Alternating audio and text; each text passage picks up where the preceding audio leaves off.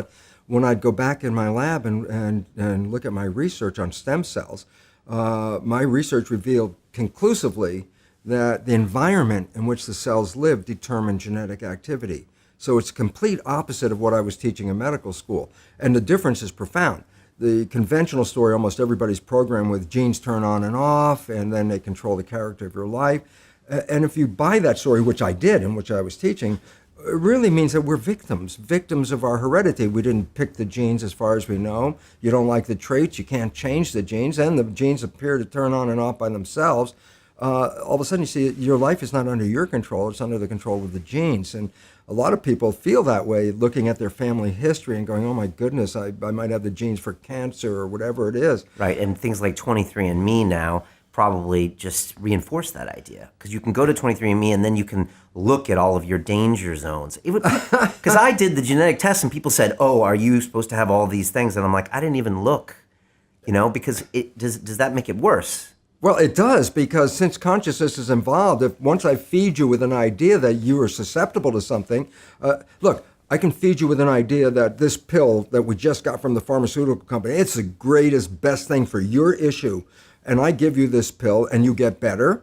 And then later you find out it was a sugar pill and everybody goes, yeah, that's called the placebo effect. And I go, what does it really mean? I said, you didn't get healed by the pill, you got healed by the belief in the pill. And I go, well, yeah, that's what placebo is all about. And at least minimum of one third of all medical intervention is, it's a placebo effect where the healing comes from. And everybody goes, yeah, I know about the placebo. I go, yeah, but that's a result of positive thinking. What about negative thinking? And this is what we don't talk about, but the reality is it's equally powerful in regard to affecting your biology as is positive thinking, but it works in the opposite direction. A negative thought is called the nocebo effect, can cause any disease and you can die. If you believe you're going to die, you can die from the belief. So we really have to watch out because, as psychologists would tell us, 70% or more of our thoughts are negative and redundant, replaying the same negative thoughts. I go, if thoughts had nothing to do with it, fine.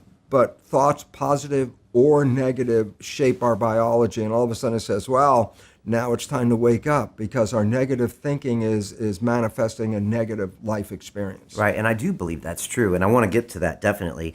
But back to this genetics, when you actually talk to people, I guess, like you said, we've been sold early on in our lives that, okay, this great thing came out, it's the double helix and Watson and Crick, and it determines all these things. It happened in the 60s and 70s, and yet now we believe it's gospel. And you're here to say that it's not predetermined. There's other things going on besides your DNA controlling your future. Is that right? Oh, 100%. But it's not just me saying this. It was me saying this when I first started doing this work in 1970. And my research was repeatable every day. I could take, stem cells are embryonic cells, so they have no potential until you put them in an environment.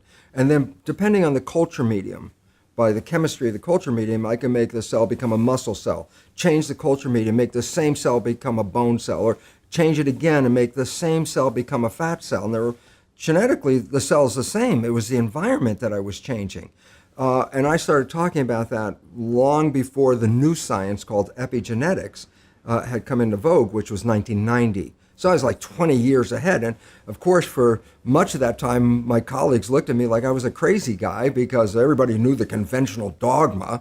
And I was, coming up with a whole different line of belief about it. And now it's come into mainstream. The only problem is this: when you invest so much money into a belief system, and then a belief system isn't really right, you try to hold on as long as you can, because if you spend hundreds of billions of dollars in this belief, you don't want to just go, oh, okay, we'll just change it. So it's a struggle, but the reality is coming forward and the public is just becoming aware of it. And it's a revolution because, as I said, if you believe genes control your life, you're a victim of your heredity. Right. Can you explain epigenetics to people who don't know what that is? Yeah. Okay. When I say genetic control, that's the belief that genes control our characters. When I say epigenetic control, almost sounds the same, but epi means above. So when I say epigenetic control, literally it's control above the genes. And this is what we now recognize, that the environment, and very specifically our perception of the environment, changes our genetic activity. So that means, well, wait, that's not a victim because I can change my environment, I can change my perception, and all of a sudden, if I can do that, then I can control my genes. Well, we're going from victim to mastery, from genetics to epigenetics. Okay.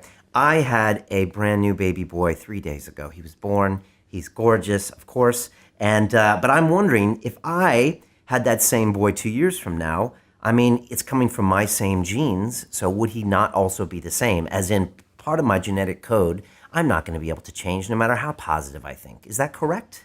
Not really. Really? You can change. You can change. But enough to be passed on to him differently? Oh yeah, very differently. So, for example, when when parents have one child, they raise it like the first child. Okay, I raise the child this way. After that, if they have a second child, well, they already have all the different experiences of having a child, so they raise the second child different than they did the first child, et cetera, to the third. What's the point is, well, I can start with the same genetics, like my stem cells, same genetics, but it's the environment in which the genes are found that will determine the character and expression.